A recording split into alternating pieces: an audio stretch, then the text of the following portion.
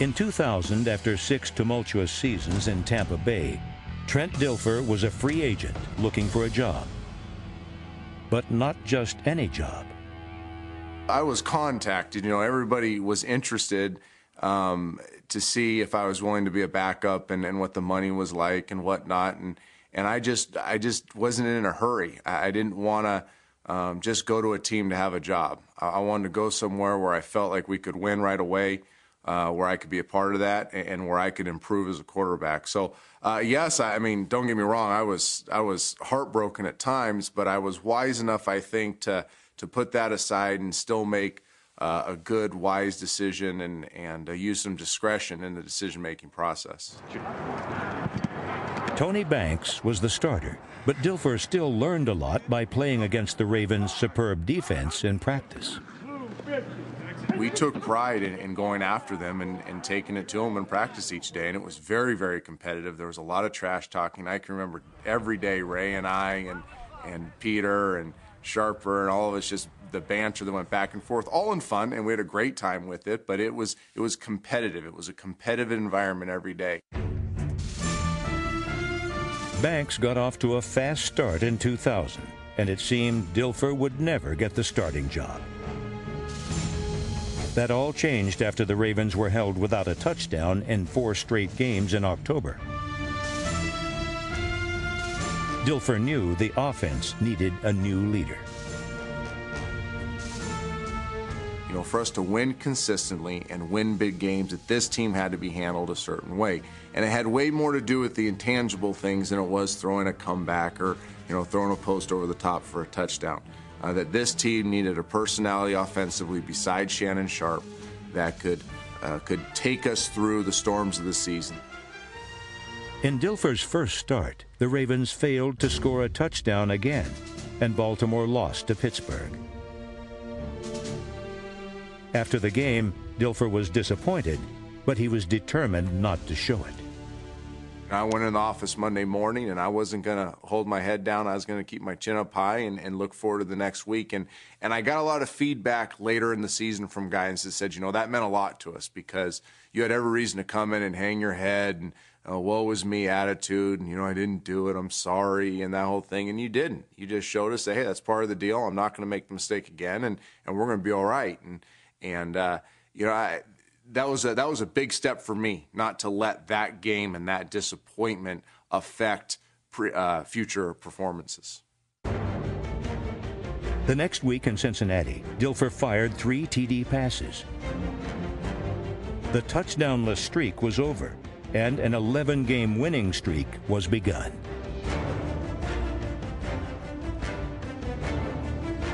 I never was scared of losing. I never sat there with 8 minutes on the clock and go, oh gosh, here we go, we're going to lose. It was, what's going to happen next? Who's it going to be this week that's going to turn this thing around? And it's just a special thing that a certain group of guys gets, and everybody kind of jumps on it and rolls with it, and it's a wonderful feeling. Nice job, Trent. Nice job. Let's wait it out. Nice job. Yeah. Nice job. In the wild card playoff game against Denver, Dilfer led them to victory and, more important, proved just how tough he was. Ready, is it?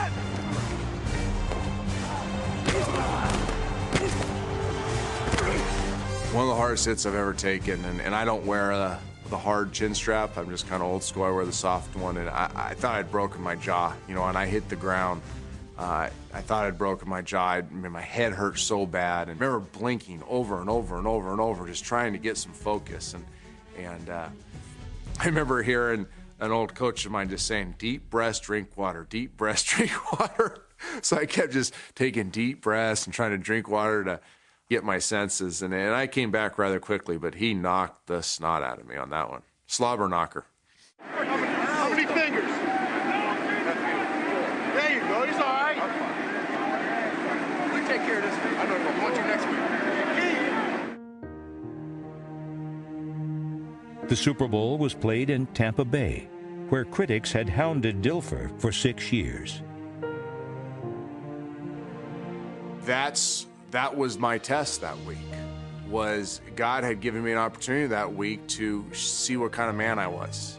And would I go down there and flip off the world and say, hey, I told you so, or you were all wrong? Or would I go there with grace and humility and say, you know what, I appreciate the time I spent in Tampa.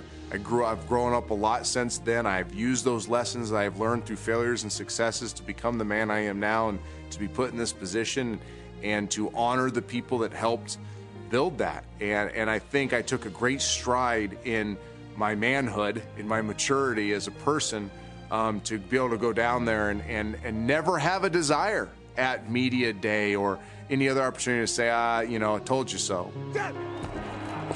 In Super Bowl XXXV, Dilfer silenced his detractors by playing without fear and within himself.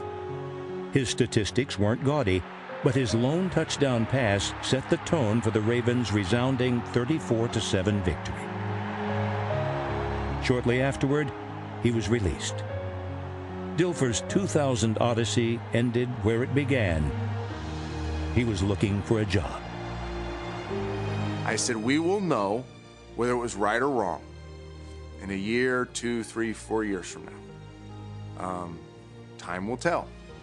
And I stand here today and say, in my opinion, time has told. They have not been back to a Super Bowl. And most of the people on that football team, if we were sitting in this chair, would tell you that we think we would have repeated if I was back there.